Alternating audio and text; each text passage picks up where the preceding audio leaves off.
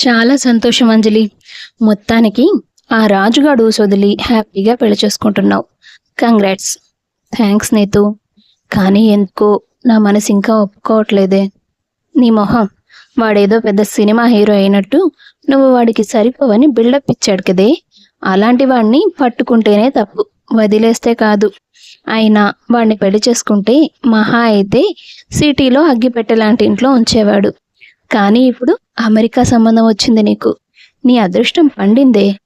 ఏమోనే, రాజు నన్ను తక్కువ చేసి మాట్లాడాడు కాబట్టి వాడికంటే అందంగా ఉన్నవాడు, బాగా సెటిల్ అయినవాడు నా పక్కన నా భర్తగా నిలబడితే కాన్ఫిడెంట్గా ఆ రాజు వైపు నేనేం తక్కువ కాదు అని ఓ చూపు చూడాలనిపించింది నాకు.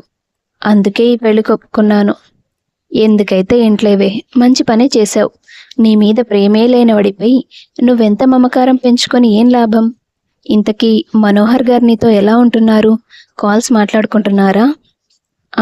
అవును, తను బాగా మాట్లాడతాడు. నా మీద అతనికి చాలా ఇష్టం ఉన్నట్టు అనిపించింది నాకు. మరి ఇంకేం, కళ్ళు మూసుకొని పెళ్లి చేసుకో, రెక్కలు కట్టుకొని ఎగిరిపో అమెరికాకి. అంజలి ఏమీ మాట్లాడలేదు. మౌనంగా ఒక నవ్వు నవ్వింది. ఆ తర్వాత నీతు అక్కడి నుంచి వెళ్ళిపోయింది. అంజలి ఒంటరిగా అద్దం ముందు నిలబడి తనని తాను చూసుకుంది. కళ్ళలో కన్నీళ్లు ధారలుగా కారాయి. ఈ చెంపల్ని చివరి వరకు నీ చేతులు తాకాలని కోరుకున్నాను. కానీ నువ్వు నా కన్నీళ్ళకి మాత్రమే ఆ అవకాశం ఇచ్చావు. నిజంగా నాలో అన్ని లోపాలున్నాయా రాజు? 2 ఏళ్లుగా నేను నీ చుట్టూ తిరుగుతూనే ఉన్నాను. నీతో మాట్లాడుతూనే ఉన్నాను. నీతో కలిసి నవ్వాను, కలిసి తిన్నాను. నువ్వు నిలబడమంటే నిలబడ్డాను, కూర్చోమంటే కూర్చున్నాను, కలవాలంటే పరిగెత్తుకొచ్చాను. ఫోన్ చేసిన ప్రతిసారి గోదారిలా ఉప్పొంగిపోయాను. ఇన్ని జరిగిన తర్వాత ఇదంతా కేవలం ఒక టైంపాస్ అని, రిలేషన్ కాదని, ఎమోషన్ అంతకన్నా కాదని కొట్టిపడేశావు. నువ్వు ప్రేమించడానికి, పెళ్లి చేసుకోవడానికి నేను క్వాలిఫైడ్ కాదన్నావు. ప్రేమకు మించిన క్వాలిఫికేషన్ ఏముంటుంది రాజు? ఈ పెళ్ళి నా కుటుంబం సంతోషం కోసం మాత్రమే కాదు. చివరి వరకు నీకోసం నేను ఏడిస్తే ఆ కన్నీటి ఉసురు నీకెక్కడ తగులుతుందో అని నా భయం. అంత ప్రేమరా నాకు నువ్వంటే. నీకంటే బెటర్ క్వాలిఫైడ్ని నేను పెళ్లి చేసుకుంటే అయినా నీకు నేను కాస్త విలువైన దానిలాగా కనిపిస్తానేమో అని ఆశ నాలో. ఇంకో వారం రోజులు, ఆ తర్వాత నీ గురించి ఆలోచించడానికి కూడా నాకు అర్హత మిగలదు. చాలా కష్టంగా అనిపిస్తోంది రాజు అని తనలో తాను మాట్లాడుకుంటూ బాధపడింది ఆమె. గట్టిగా ఊపిరి పీల్చుకొని గతాన్ని వదిలి ముందుకు కదిలే ప్రయత్నం చేసింది. ఆ రోజు ఆమె పెళ్లి. ఒక పెద్ద ఫంక్షన్ హాల్లో ముత్యాల పందిరి వేసి వేల మంది బంధువుల్ని, పరిచయస్తుల్ని ఆహ్వానించారు. ఆమె మనసు నిశ్శబ్దంగా ఉంది. తన భవిష్యత్తు మొదలవబోతుందన్న ఆలోచనలో ఉంది. అన్నీ సక్రమంగా జరుగుతున్నాయి. కన్యాదానం కోసం పెళ్లి కొడుకుని తీసుకురమ్మని పంతులు గారు పిలిచారు. అబ్బాయి తల్లిదండ్రులు ఆనందంగా వెళ్లారు. కానీ అక్కడ మనోహర్ లేడు. అతను వదిలి వెళ్ళిన ఒక ఉత్తరం మాత్రమే ఉంది. అది చదవగానే అంతా గొల్లుమన్నారు. ఓ 5 నిమిషాల తర్వాత పెళ్లి కూతురి తల్లిదండ్రులు, అన్నావదినలు అంతా వరుడి రూంలోకి వచ్చారు. అబ్బాయి తల్లిదండ్రుల దగ్గర ఉన్న ఉత్తరం తీసుకుని చదివారు. అందరూ నన్ను క్షమించాలి. అంజలితో పెళ్లి నాకిష్టం లేదు. కొంతకాలంగా మేమిద్దరం మాట్లాడుకుంటున్నాం. కానీ తను నాకు ఒక మంచి భాగస్వామి అవుతుందని నాకు అసలు అనిపించలేదు. తన మాట తీరు, ప్రవర్తన ఏవీ నాతో సూట్ కాలేదు. ఆమెతో ఉంటే ఆనందంగా ఉండలేననిపించింది. అందుకే ఈ నిర్ణయం తీసుకున్నాను. ఆఖరి నిమిషం దాకా తీసుకొచ్చి ఇలా చేయడం తప్పని తెలుసు. కానీ నాకు అంజలి వద్దు అని రాసుంది అందులో. ఉత్తరం పూర్తిగా చదివాక అంజలి తండ్రి ప్రసాదరావు కోపంతో ఊగిపోయాడు. ఆమె అన్నా వదినలంతా కళ్ళెర్ర చేశారు. కానీ మనోహర్ మీద కాదు, అంజలి మీద. విషయం తెలిసిన అంజలి స్తబ్దుగా ఉండిపోయింది. ఆమె కంట్లోంచి ఒక్క కన్నీటి చుక్క కూడా రాలలేదు. కానీ గుండె 1000 ముక్కలైనట్టు అనిపించింది. ఒకరు తనకి ప్రేమించడానికి అర్హత లేదన్నారు. ఆ బాధ తట్టుకోలేక ఇబ్బంది పడుతుంటే మరొకరు తన వ్యక్తిత్వమే కరెక్ట్ కాదని నింద వేసిపోయారు. ఎందుకు తనకే అలా జరుగుతుందన్న బాధ ఆమెను మౌనంలో ముంచేసింది. నెమ్మదిగా విషయం పందిట్లో తెలిసింది. వచ్చిన బంధువులంతా వెళ్ళిపోయారు. వండిన వంటకాలన్నీ ఆశ్రమాలకు పంపించేశారు. అంజలి కుటుంబం తమ ఇంటికి వెళ్ళిపోయింది. ఆమె తల్లి సునంద మాత్రమే కూతురి కళ్ళలో ఉన్న బాధని చూడగలిగింది. కానీ ప్రసాదరావు కోప్పడ్డం మొదలుపెట్టాడు. కాబోయే భర్తతో ఏం మాట్లాడాలి ఏం మాట్లాడకూడదో కూడా తెలీదా నీకు? నీతో పెళ్లి కాదనుకునేంతగా మనసు విరిగిపోయే మాటలు మాట్లాడతావా? ఇందుకేనా నీకు మేము స్వేచ్ఛనిచ్చింది? లక్షల రూపాయలు ఖర్చు పెట్టాను, వందల మంది బంధువులు వచ్చారు, అందరి ముందు నా పరువు పోయింది. ప్రసాదరావు కూతురు ఇలాంటిదని అందరూ చెవులు కొరుక్కుంటుంటే నా తల కొట్టేసినట్టయింది. తండ్రి అలా మాట్లాడతాడని ఊహించని అంజలి షాక్ అయింది. ప్రసాదరావుతో పాటు అంజలి ఇద్దరు అన్నలు వదినలు మాట్లాడడం మొదలుపెట్టారు. మీరన్నది నిజమే మామయ్య గారు, అంజలిని అతిగారాబం చేశారు. ఇంట్లో వాళ్లతో ఎలా మెలగాలో తెలియకపోతే నడుస్తుంది, కట్టుకునేవాడితో ఎలా ఉండాలో కూడా తెలియకపోతే అది పుట్టింటికే కదా పరువు తక్కువ. అవును నాన్నగారు, దీన్ని చూస్తుంటే ఒళ్ళు మండిపోతోంది, చెంప చెళ్ళు మనిపించాలనిపిస్తోంది. ఇది ఇలా ఎందుకు చేసిందో నాకు తెలుసు అంటూ మొదలుపెట్టాడు ఆమె పెద్దన్నయ్య అరుణ్.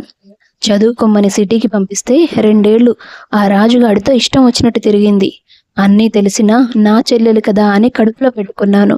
ఇప్పుడు కూడా వాడి కోసమే ఈ పెళ్లి క్యాన్సిల్ చేయించుంటుంది. అవునవును, అంతే అయ్యుంటుంది అన్నారు మిగిలిన వాళ్ళు కూడా. అంజలికి దుఃఖం పొంగుకొచ్చింది. లేదు నాన్నగారు, నేను అసలు మనోహర్ గారితో ఎప్పుడూ ఒక్క మాట తప్పుగా మాట్లాడలేదు. నేను ఒకరిని ప్రేమించిన మాట వాస్తవం, కానీ అతను నన్ను తిరిగి ప్రేమించలేదు. అందుకే మనసు చంపుకొని పెళ్లి ఒప్పుకున్నాను. ఇక్కడి నుంచి నా జీవితం మొదలవుతుందనుకున్నాను. అసలు మనోహర్ గారు అలా ఎందుకు చేశారో నా ఊహకు కూడా అందడం లేదు. నాకు ఆయనతో మాట్లాడే అవకాశం ఉంటే నేరుగా ప్రశ్నించుండేదాన్ని అని ఆమె ఎంత వివరంగా చెప్పినా ప్రసాదరావు నమ్మలేదు. ఇంకా ఏం పెంట చేయాలని ప్రశ్నిస్తావతన్ని? పోయిన పరువు చాలలేదా? ఇక నీకు పెళ్లి చేయడం నా వల్ల కాదు. మీ వదిన వాళ్ళ అమ్మా నాన్నలు నా వైపు ఎంత చులకనగా చూసి వెళ్ళిపోయారో తెలుసా నీకు? వాళ్ళంతా అలా మాట్లాడుతుంటే అంజలికి ఏం చేయాలో అర్థం కాలేదు.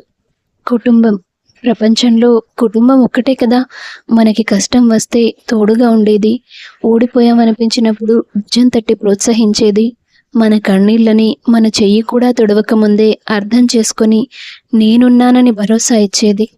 అలాంటి కుటుంబమంతా ఆమెకు వ్యతిరేకంగా మారిపోయారు. ఆమె చేసిన తప్పేమీ లేదు, కానీ వాళ్ళ ప్రవర్తన ఆమెకు ఒంటరినైపోయానన్న భావన మిగిల్చింది. ఆ గొడవంతా చూసిన సునంద, ఇక చాలు, అందరూ మాట్లాడారు, అయిపోయింది కదా. నిజంగా దాని తప్పేదైనా ఉంటే అది తెలుసుకుంటుంది, లేకపోతే అసలు విషయాలు మనకి తెలుస్తాయి ఏదో నాటికి. పెళ్ళి ఆగిపోయిందని కన్నబిడ్డను దూరం చేసుకుంటామా? అంజలి, నువ్వు నీ గదిలోకి వెళ్ళమ్మా, ఎవ్వరి మాటలు మనసులో పెట్టుకోకు అని సముదాయించి ఆమెను గదిలోకి పంపింది సునంద. ఆ తర్వాత, అసలు మీరంతా ఏం చేస్తున్నారో తెలుసా? దాని తప్పుందో లేదో మనకి పూర్తిగా తెలియదు. దాని మీద కోప్పడుతున్నారు, అరుస్తున్నారు. మీరనే మాటలు తట్టుకోలేక అదేమైనా పిచ్చి నిర్ణయం తీసుకొని ప్రాణాలు తీసుకోవాలనుకుంటే అప్పుడు ఆనందంగా ఉంటుందా మీకు? అది మన కన్నబిడ్డండి. తప్పు చేసినా సరే కడుపులో పెట్టుకొని దాచుకోవాలి. తల తాకట్టు పెట్టైనా సరే మరో సంబంధం తీసుకొచ్చి దానికి పెళ్లి చేయాలి. మీరు ఇలా గొడవలు చేసి దాని మనసు విరగ్గొట్టకండి అని అందరికీ హెచ్చరికగా చెప్పింది సునంద. ఆ రోజు నుండి దాదాపు 2 నెలలు గడిచాయి. ఒక్కో రోజు గడుస్తున్న కొద్దీ ఇంట్లో వాళ్ళు తనతో సరిగ్గా మాట్లాడతారేమో అన్న ఆశ పెరుగుతోంది అంజలికి. కానీ అది జరగలేదు. సునంద తప్ప అందరూ తనని శత్రువులా చూశారు, ఒక దోషిలా చూశారు, ఆమెదే తప్పనుకున్నారు. కానీ నిజానికి మనోహర్ పెళ్లి మండపం నుండి వెళ్ళిపోయింది అంజలి ప్రవర్తన నచ్చక కాదు. కాసేపట్లో పెళ్ళనగా అతనికి ఒక ఫోన్ వచ్చింది. హలో హలో ఎవరు? మను, నేను రోజీని. రోజీ, నువ్వా? అవును, ఆ రోజు నువ్వు ప్రపోజ్ చేస్తే కాదన్నాను, కానీ ఇప్పుడు నా తప్పు తెలుసుకున్నాను. నీ పెళ్ళని తెలిసినప్పటి నుండి నా మైండ్ చాలా డిస్టర్బ్డ్గా ఉంది. నువ్వు లేకపోతే బతకలేనని అర్థమైంది. ప్లీజ్ మనం ఏదో ఒకటి చెయ్యి, ఈ పెళ్ళి జరగకూడదు. ఏం మాట్లాడుతున్నావు? ఇప్పుడు ఈ పెళ్ళి ఆగిపోతే పాపం అంజలి పరిస్థితి ఏంటి? నువ్వు నన్ను ప్రేమించావా అంజలినా? నిన్నే, కానీ పాపం తను చాలా అమాయకురాలు. అంత మంచిదైతే తనకు మంచిగా జరుగుతుంది. నువ్వు ప్లీజ్ వచ్చేయి. కానీ ఎలా? ఇప్పుడు ఈ పెళ్ళాపితే మా వాళ్ళ మీద పడతారంతా. నువ్వే అంటున్నావు కదా అంజలి చాలా మంచి అమ్మాయి అని. అంజలి నీతో సరిగ్గా మాట్లాడలేదని, నీ మనసు విరగ్గొట్టిందని ఉత్తరం రాయి. వాళ్ళు కన్ఫ్యూజన్లో పడిపోతారు. తననేం అనలేరు, నిన్నేమీ అనలేరు. మన జీవితం బాగుపడుతుంది, తనకు కూడా ప్రాబ్లం ఉండదు. అంతే అంటావా? అంతే. మనం ఇక్కడే యుఎస్లో ఇద్దరం ఉద్యోగం చేస్తూ హాయిగా బతికేయొచ్చు. సరే రోజీ, నేను నిన్ను మిస్ చేసుకున్నానన్న ఫీలింగ్ నాకు కూడా ఉంది. నువ్వే రమ్మంటున్నప్పుడు ఇక నేను ధైర్యం చేయకుండా ఎలా ఉంటాను? ఇది ఆ రోజు మండపంలో జరిగింది. కానీ ఎవ్వరికీ తెలియదు. మనోహర్ అనుకున్నట్టు అంజలిని ఎవ్వరూ నమ్మలేదు. తనే అన్ని గొడవలకి కారణం అనుకున్నారు. రోజు రోజుకి అంజలికి సహనం నశించిపోతూ వచ్చింది. ఏ కుటుంబం కోసం తను ఇష్టం లేని పెళ్లికి కూడా తల వంచిందో అదే కుటుంబం తనని నమ్మడం లేదు, ద్వేషిస్తున్నారు. ఎందుకు బతకాలన్న ఆలోచన పుట్టింది. తనని తాను చంపుకోవాలన్న డిప్రెషన్లోకి వెళ్ళిపోయింది.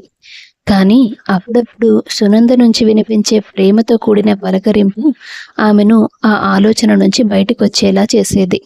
ఇంట్లోనే ఉంటే ఇంట్లో వాళ్ళు చూసే చూపులు తట్టుకోలేనని వాళ్ళని బతిమాలుకొని దగ్గర బంధువుల ఇంటికి వెళ్ళిపోయింది. ఎన్నడూ లేనిది ఓ 2 నెలల పాటు బంధువుల ఇంట్లోనే ఉండిపోయింది. అదే సమయంలో అంజలి మేనమామ కరుణాకర్ ఓ రోజు సునంద ప్రసాదరావుల ఇంటికి వచ్చాడు. అన్నయ్య, నువ్వా? రా, ఇలా కూర్చో. ఉండు, మజ్జిగ తీసుకొస్తాను. ఇప్పుడేం వద్దులేమ్మా, నీతో ఓ మాట చెప్దామని వచ్చాను. ఏంటన్నయ్య? 3 ఏళ్ల క్రితం మన రాజారావు అన్నయ్య, అదే సూరిబాబు పెద్దనాన్న కొడుకు, చనిపోయాడు కదా. అవును, అన్నయ్య చావుకు కూడా రావడానికి కుదరలేదు నాకు ఆ రోజు. ఆ బాధ ఎప్పుడూ మనసులోనే ఉంటుంది. ఇప్పుడు ఉన్నట్టుండి తన ప్రస్తావన తెచ్చావేంటి? ఏం లేదమ్మా, నీకు గుర్తుందా? 22 ఏళ్ల క్రితం మన అంజలి పుట్టినప్పుడు పుట్టు వెంట్రుకలు ఇవ్వడానికి నువ్వు మన ఊరు పోచమ్మ తల్లి గుడికొచ్చావు. అవును, ఆ రోజు రాజారావు అన్నయ్య కుటుంబం కూడా వచ్చింది కదా. అప్పటికి బావగారికి ఉద్యోగం దొరకలేదు. మీరు కూడా పట్నంలో కూలి పనే చేసేవారు. రాజారావు అన్నయ్య వ్యవసాయం చేస్తూ ఉండేవాడు. అవును, నిజమే. కానీ ఇవన్నీ ఎందుకు చెప్తున్నావు? ఆ రోజు ఫంక్షన్ జరుగుతున్నప్పుడు అన్నయ్య నిన్ను ఒక మాట అడిగాడు, గుర్తుందా? తన కొడుకు లక్ష్మణ్కి మన అంజలిని ఇవ్వాలని. గుర్తుందన్నయ్య. నేను కూడా అప్పుడు సరే అన్నాను. అన్నయ్య అయితే అప్పటికప్పుడు తాంబూలాలు పుచ్చుకుందామన్నాడు. అందరూ నవ్వారు కదా. అప్పుడు నువ్వు అన్నయ్య చేతిలో చేయి వేసి మాటిచ్చావు, పెద్దయ్యాక నా కూతుర్ని నీ కొడుక్కే ఇస్తాను, బాధపడకనే. అన్నాను. కానీ పరిస్థితులు మారిపోయాయి కదా. అదే, మీరిక్కడ సెటిల్ అయ్యారు. అంజలి బాగా చదువుకుంది. లక్ష్మణ్ పల్లెటూరులో ఉంటున్నాడు. తండ్రికి తగ్గట్టే వ్యవసాయం చేస్తున్నాడు. అలాంటి అబ్బాయికి మన అంజలిని ఇవ్వరని మళ్ళీ వాళ్ళు అడగలేకపోయారు. కానీ అన్నయ్య చనిపోయే ముందు కూడా ఈ విషయం గురించి ఆలోచించి బాధపడేవాడని పెద్దమ్మ చెప్తూ ఉంటుంది. నాకెందుకో తను చనిపోయినా తనకి నువ్విచ్చిన మాట బ్రతికే ఉందనిపిస్తోంది. అంటే ఇప్పుడున్న పరిస్థితుల్లో మన అంజలికి పెళ్లి జరగడం చాలా కష్టం. ఒకవేళ జరగకపోతే మన కుటుంబం ఏమైపోతుంది? బంధువుల్లో మిగిలిన అమ్మాయిలకు కూడా చెడ్డ పేరు వస్తుంది. వాళ్ళ పెళ్లిళ్ళకు కూడా సమస్య వస్తుంది. నిజమే. అందుకే నువ్వు అంజలిని లక్ష్మణ్కిచ్చి పెళ్లి చేయడానికి బావగారిని ఒప్పించు. రాజారావు అన్నయ్య మనసులో ఇంకా అదే ఉండుంటే ఖచ్చితంగా ఈ పెళ్లికి ఏ ఆటంకం రాదు. అలాగే అన్నయ్య, నువ్వు చెప్పిందే చేస్తాను. అలా తన అన్న కరుణాకర్ చెప్పినట్టుగానే తన భర్తకి చెప్పి ఒప్పించింది ఆమె. విషయం లక్ష్మణ్ దాకా వెళ్ళింది. ఏంటి, అంజలికి నాకు పెళ్ళా? తను నేను మాట్లాడినా పలకరించినా తిరిగి కూడా చూడదు. నన్ను పెళ్లి చేసుకోమంటే ఒప్పుకుంటుందా? పరిస్థితులు ఎప్పుడూ ఒకలా ఉండవు కదరా. మీ మేనత్త స్వయంగా అడిగింది. అవునా? అవును నాన్న, ఎంతైనా మన ఇంట్లో పిల్ల. మనమే కాస్త ముందు వెనక ఆలోచించి దగ్గరికి తీసుకోవాలి కదా. అది కాదమ్మా, తను ఈ పల్లెటూరులో ఉండగలదో లేదో. అది నువ్వు తననే అడుగు. రేపు నిన్ను తనని కలవడానికి రమ్మంది మీ అత్తయ్య. సరే, తనని అడిగి తన మాటలు విన్నాకే నేను కన్ఫర్మ్ చేస్తాను మరి. అలాగే. అలా 2 రోజుల తర్వాత సునంద ఇంటికి వెళ్ళిన లక్ష్మణ్ అంజలితో మాట్లాడాడు. హాయ్ అంజు. హాయ్ లక్కీ బావా, ఎలా ఉన్నావు? బావున్నాను. ఇంట్లో వాళ్ళు నీకు విషయం చెప్పారా? అవును బావా, చెప్పారు. మొదటిసారి నువ్వు నన్ను బావా అని పిలుస్తున్నావు, తెలుసా? తెలుసు. తలరాతలు ఎప్పుడూ ఒకేలా ఉండవని కూడా తెలుసుకున్నాను. నీ మీద నాకున్న అభిప్రాయం ఏదైనా సరే నువ్వు నాకు వరుసకి బావవే అవుతావు. అది చిన్నప్పుడు అర్థం చేసుకోలేక నీతో నేను దురుసుగా ప్రవర్తించాను. అయ్యో, అప్పుడు జరిగిన దానికి నీ మీద నాకేం కోపం లేదు. థ్యాంక్స్. కానీ నువ్వు ఈ పెళ్లి చేసుకోవడం కరెక్ట్ కాదేమో అంజు. టౌన్లో పెరిగిన దానివి కదా, పూర్తిగా పల్లెటూరు జీవితం నీకు నచ్చదు. మా ఊర్లో రవాణా సౌకర్యాలు కూడా సరిగ్గా లేవు. పైగా ఇల్లు కూడా మీ అంత పెద్దది కాదు. ఎలా? నేను ఏదైనా జాబ్ కోసం ట్రై చేస్తాను బావా. ఆ ఊరు చుట్టుపక్కల ఏదైనా ఉద్యోగం దొరికే అవకాశం ఉందేమో చూస్తాను. ఒకవేళ అలా కూడా దొరక్కపోతే ఏ పని చేయకుండా ఖాళీగా అయితే ఉండలేను. అది నా సమస్య.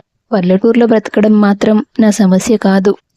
నిజంగానే అక్కడికి దగ్గరలో ఏ ఉద్యోగం దొరక్కపోతే అప్పుడు ఏం చేయాలో కూడా నాకు ఆలోచనలున్నాయి. చూడంజు, నేను వ్యవసాయం తప్ప మరేదీ నేర్చుకోలేదు. ఏదో కొద్దిగా చదువుకున్నాను కానీ అది ఏ ఉద్యోగానికి సరిపోదు. ఇంత చదువుకున్న నువ్వు డిగ్రీ కూడా లేని నన్ను భర్తనని చెప్పుకోవడానికి నామోషిగా ఫీల్ అవుతావేమో. అలాంటి అనుమానాలు ఏం వద్దు బావా. ఇప్పుడు మా ఇంట్లో పరిస్థితులు అసలు బాగోలేదు. వాళ్ళ బాధకి నేనే కారణమయ్యాను. నేను ఈ గడప దాటితేనే వాళ్ళు సంతోషంగా ఉంటారు. నా కారణంగా నీకు మీ ఇంట్లో వాళ్ళకి ప్రాబ్లమ్స్ రాకుండా నేను బాధ్యత తీసుకుంటాను. ఈ పెళ్లి వద్దని అనొద్దు. సరే అంజు, ఇక నేను వెళ్తాను. కానీ బావా, బాయ్ అని చెప్పి బయటికి వచ్చాడతను. ఖచ్చితంగా అందరితో కాదని చెప్పేస్తాడని భయపడింది అంజలి. అతను హాల్లోకి వచ్చేసరికి సునంద, ప్రసాదరావులు టెన్షన్గా ఎదురు చూస్తున్నారు. ఏంటి, నీతో కూడా తిక్కగా మాట్లాడిందా అది? అన్నాడు ప్రసాదరావు. మీరుండండి. లక్కీ, ఏమైందిరా? ముహూర్తాలు పెట్టించండి అత్తా, మా పెళ్ళి జరుగుతుంది అని నవ్వుతూ చెప్పాడు అతను. దాంతో సునంద ఊపిరి పీల్చుకుంది. చాలా దగ్గరలోనే ముహూర్తాలు పెట్టుకున్నారు. పెళ్లి దగ్గర పడుతున్న కొద్దీ అందరికీ టెన్షన్, జరుగుతుందో లేదో అని. కానీ అందరి అనుమానాలకు విరుద్ధంగా అంజలి లక్ష్మణ్లకి కన్నుల పండగగా వివాహం జరిగింది. పెళ్లి తంతు పూర్తయ్యాక, నీకు చాలా గొప్ప సంబంధం చేయాలనుకున్నాం తల్లి, కానీ అది కుదరలేదు. ఇంత చిన్నింటికి నిన్ను కోడలుగా పంపిస్తున్నామని నువ్వు దిగులు పడొద్దు. పోయినసారి జరిగిన దాంట్లో తప్పు నీదనుకొని నిన్ను దూరం పెట్టాను. కానీ నువ్వు నా ప్రాణమమ్మా. నీకు ఏ కష్టం వచ్చినా, ఏ అవసరం వచ్చినా, డబ్బు సాయమైనా అన్నింటికి మీ నాన్నున్నాడు, అది మర్చిపోవద్దు అని కన్నీళ్లు పెట్టుకున్నాడు ప్రసాదరావు. అంజలి తన దుఃఖాన్ని కంట్రోల్ చేసుకోలేకపోయింది. తండ్రి గుండెల మీద వాలి గట్టిగా ఏడిచింది. నెలల కొద్దీ తన మనసులో మోస్తున్న బరువంతా ఆ రోజు దిగిపోయింది. ఆ రోజు ఆమె అర్థం చేసుకుంది. జీవితంలో కొన్నిసార్లు కుటుంబం కూడా మనల్ని ఒంటరిగా మిగులుస్తుంది, కానీ అది శాశ్వతం కాదు. కన్నవాళ్ల ప్రేమ ఎప్పటికీ శాశ్వతం. ఆ తర్వాత అప్పరింతలు జరిగాయి. ఆమె అత్తగారింటికి వెళ్ళిపోయేసరికి ఇంట్లో అందరి పెదాల మీదకి నవ్వొచ్చింది. అందరి మనసుల్లో బరువు దిగిపోయింది. నిజంగా మనోహర్తో పెళ్లి చెడిపోవడంలో తన తప్పుండుంటే ఒక మామూలు రైతైన లక్ష్మణ్ని పెళ్లి చేసుకుని అత్తవారింటికి వెళ్లేది కాదు తన కూతురని ఆమె కన్నవాళ్ళు అది నిజమే అని ఆమె అన్నారు. అంతా నమ్మారు. అత్తారింటికి వెళ్ళిన మరుసటి రోజు సాయంత్రం, బావా, ఎందుకు చాప కింద పరుస్తున్నావు? నేనక్కడ పడుకోవాలా? నీ మొహమే, అది నా కోసం. ఎందుకు? మా నాన్న పెద్ద మంచమే గిఫ్ట్గా ఇచ్చాడు కదా. మీ ఇంట్లో కూడా చాలా మంచాలున్నాయి. మరి నీకు మంచం మీద పడుకోవడం అలవాట్లేదా? అయ్యో, అలా కాదే. రా, ఇలా కూర్చో అని ఇద్దరూ మంచం మీద కూర్చున్నారు. లక్కీ భార్య చేతిని తన చేతుల్లోకి తీసుకొని, ఎన్ని గొడవలు, ఎన్ని మాటలు పడి ఈ విషయం పెళ్లిదాకా వచ్చిందో నాకు తెలుసు. అన్నిటి వల్ల నీ మనసు ఎంత డిస్టర్బ్ అయి ఉంటుందో నేను ఊహించగలను అంజు. ఇంత సడన్గా నిన్ను పెళ్లికి ఒప్పించారు. పెళ్లికి కూడా పెద్దగా టైం లేదు. ఈ పెళ్లికి సంబంధించిన ఆలోచనని నువ్వు డైజెస్ట్ చేసుకోవడానికి అంత సమయం దొరకలేదు. ఇప్పుడు సడన్గా నువ్వు నా భార్యవి, నీ మీద నాకు హక్కు ఉందని నేను అనడం తప్పు. గాయపడిన మనసుకి సమయం దొరకాలి. భర్త మాటలు విన్న ఆమె కళ్ళల్లో నీళ్లు తిరిగాయి. చిన్నప్పటి నుంచి నువ్వు పలకరించినా సరే నేను ప్రతిసారి కసురుకున్నాను బావా. మీరు కూడా మా బంధువులే అన్న కామన్ సెన్స్ కూడా లేకుండా ప్రవర్తించాను. కానీ నువ్వెలా ఇంత గొప్పగా ఆలోచిస్తున్నావు నా గురించి? చిన్నప్పుడు మన కుటుంబాలు మాట్లాడుకున్నది, మాట ఇచ్చుకున్నది నాకు తెలుసు. మా ఇంట్లో దాని గురించి చర్చలు జరిగేవి. అందుకే నువ్వు ఎప్పుడైనా కనిపిస్తే నిన్ను చూసిన ప్రతిసారి నా పెళ్ళానివనిపించేది. మళ్ళీ మళ్ళీ చూడాలనిపించేది. మాట్లాడితే నువ్వు కసుబుసుమనే దానివి. ఇంక నిన్ను పడేయడం నా వల్ల కాదని అర్థమయ్యి నోరు మూసుకున్నాను. కానీ నీ మీద ఇష్టం నా గుండెల్లో బాగా నిండిపోయింది. నువ్వు మాట్లాడకపోతే ఏంటి, చూడకపోతే ఏంటి, నాకు నిన్ను చూసే అవకాశం దొరుకుతుంది కదా అనే స్థాయికి వచ్చింది ఆ ఇష్టం. నీ పెళ్లి చెడిపోయిందని తెలిసినప్పుడు నాకు చాలా బాధేసింది. నీకేంటి, నువ్వు బంగారం. వాడు ఏ అవసరం వచ్చిందని ఇంత నింద నీ మీద వేసి పారిపోయాడో తెలియదు. అది నాకు నమ్మాలనిపించలేదు కూడా. నీ దగ్గరకొచ్చి ఓదార్చేంత స్నేహం నాకు నీతో లేదు. సడన్గా నాకు నీకు పెళ్ళనేసరికి మనసులో ఎంత గొప్ప ఆనందమో నాకు. కానీ మళ్ళీ నీకెక్కడ అన్యాయం చేసినట్లు అవుతుందో అనిపించింది. బాగా ఆలోచించాను. అంత చదువుకొని అమెరికాలో ఉద్యోగం చేస్తూ కూడా వాడు మనసు లేకుండా నిన్ను పందిట్లో వదిలెళ్ళిపోయాడు. ఇంకో గొప్పింటి సంబంధం వచ్చినా కూడా వాళ్ళు నిన్ను బాగా చూసుకుంటారన్న గ్యారెంటీ ఏంటి? అదే నేనైతే నిన్ను కళ్ళలో పెట్టుకొని చూసుకుంటాను కదా అనిపించింది. ఇందులో అసలు స్వార్థమే లేదు, ప్రేమ తప్ప. అందుకే ఈరోజు నీ మెడలో నేను కట్టిన తాళుంది. అది ఉంది కదా అని నేను భర్తగా అధికారం తీసుకోను. నీ మనసుకైన గాయాలన్నీ పూర్తిగా మానాలి కదా అని చెప్తూ ఆమె వంక చూశాడతను. ఏమైంది, ఏడుస్తున్నావు? నా మాటలు నిన్నేమైనా బాధ పెట్టాయా? అంజలి ఏమీ మాట్లాడలేదు. అతని చేతిని గట్టిగా పట్టుకొని భుజాల మీద తలపెట్టుకుంది. నా మీద ఇంత ప్రేమన్న ఒక మనిషి నా జీవితంలో ఉన్నాడని నాకు తెలియదు. ఆ మనిషిని నేను చాలాసార్లు అవమానించేశాను. కానీ బదులుగా నాకు ప్రేమిస్తావనుకోలేదు, ఊహించలేదు బావా. నాకు కూడా ప్రేమ దొరుకుతుందని అస్సలు ఊహించలేదు. నేను చేసిన వాటన్నింటికీ సారీ. నువ్వు నా కోసం చేసిన వాటికి చాలా చాలా థ్యాంక్స్. ఊరుకోవే చిన్నపిల్లలా. ఇంకా ఎమోషన్స్ అన్నీ కంట్రోల్ చేసి సరదాగా మాట్లాడుకుందాం. సరే. అలా చాలాసేపటి వరకు వాళ్ళు సరదాగా కబుర్లు చెప్పుకున్నారు. చాలా లేట్ అయింది, ఇక పడుకుందామా? హా, కానీ నువ్వు కూడా ఇక్కడే పడుకో. కింద పడుకోవాల్సిన అవసరం ఏం లేదు. నీ చెయ్యి పట్టుకొని హాయిగా నిద్రపోతాను, ఎలాంటి టెన్షన్స్ లేకుండా. సరే. అలా ఆ రోజు రాత్రి గడిచిపోయింది. వాళ్ళ మనసుల మధ్య ఉన్న కాస్త దూరం కూడా తగ్గడానికి వాళ్ళు కాస్త సమయం తీసుకున్నారు. కొద్ది రోజులు గడిచాక నీతు నుండి ఆమెకు ఫోన్ వచ్చింది. హాయ్ నీతు, ఎలా ఉన్నావు? నేను బాగున్నాను, నీ సంగతి ఏంటి? నాకేమైందే, నేను చాలా బాగున్నాను. నిజంగా ఈ మాట అంటున్నావా? నీకు ముందు నుంచి సిటీలోనే బతకాలని కోరిక కదే? అవును, కానీ అది కుదరదులే. ఏ, మీ ఆయన్ని ఒప్పించి సిటీకి తేవచ్చు కదా. ఆయనకు వ్యవసాయం చేయడమే ఇష్టం. నా స్వార్థం కోసం బయటికి రమ్మని అడగలేనే. అయినా ఇక్కడేం ప్రాబ్లం లేదు, నాకు కూడా బాగానే అనిపిస్తోంది. అంటే అమ్మాయిలు ఏం కోరుకుంటారే, వాళ్ళని అమితంగా ప్రేమించే ఓ మనిషిని, ఆ మనిషి వల్ల దొరికే భద్రతని, అంతే కదా. అవి నాకు ఇక్కడ దొరుకుతున్నాయి. ఆయనకి నా మీద లెక్కలేనంత ప్రేమ ఉంది. కోడి తన రెక్కల్లో పిల్లల్ని కాపాడినట్టు జాగ్రత్తగా కాపాడుకుంటాడు నన్ను. నన్ను కూడా ఎవరైనా ప్రేమిస్తారని ఆశ చచ్చిపోయింది నాలో. కానీ ఆయన చూపించే ప్రేమకి నా మనసు దాసోహం అయిపోయింది. అంటే రాజును మర్చిపోయావన్నమాట. అది ఈ జన్మకి జరగదే. నాకెన్ని దొరికినా వాడు చేసిన గాయం నా మనసు మూలల్లో ఎప్పుడూ బ్రతికే ఉంటుంది. ఎంతైనా ఫస్ట్ లవ్ కదా, మిగిలింది గాయమైన జ్ఞాపకమైన అది చెరిగిపోదు. అలా అని నన్ను రాణిలా చూసుకునే భర్త మనసుని కష్టపెట్టేలాగా ప్రవర్తించను. బాగా మారిపోయావే. మరి నీ కెరీర్ సంగతి ఏంటి? జాబ్ చేయడం అయితే కుదిరేలాగా లేదు. అందుకే ఒకటి ఆలోచించాను. నాకు ఫైనాన్షియల్గా ఇండిపెండెంట్గా ఉండడం ఇష్టం.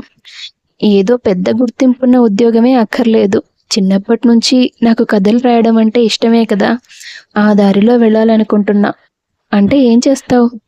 ఉన్నాయిగా సోషల్ మీడియా ప్లాట్ఫామ్స్. పైగా కథలు రాసి అప్లోడ్ చేయడానికి ప్రత్యేకమైన యాప్స్ కూడా ఉన్నాయి. ముందు నాకు నచ్చిన కథలు రాసి వాటిలో అప్లోడ్ చేస్తాను. ఇన్కమ్ రావడం మొదలవుతుంది. గుర్తింపు దొరికే రోజు కూడా వస్తుందిలే. అంజలి, చాలా మెచ్యూర్గా ఆలోచిస్తున్నావే. నీకు వచ్చినన్ని ప్రాబ్లమ్స్ నాకు వచ్చుంటే అమ్మో నేను బ్రతికుండేదాన్ని కాదు.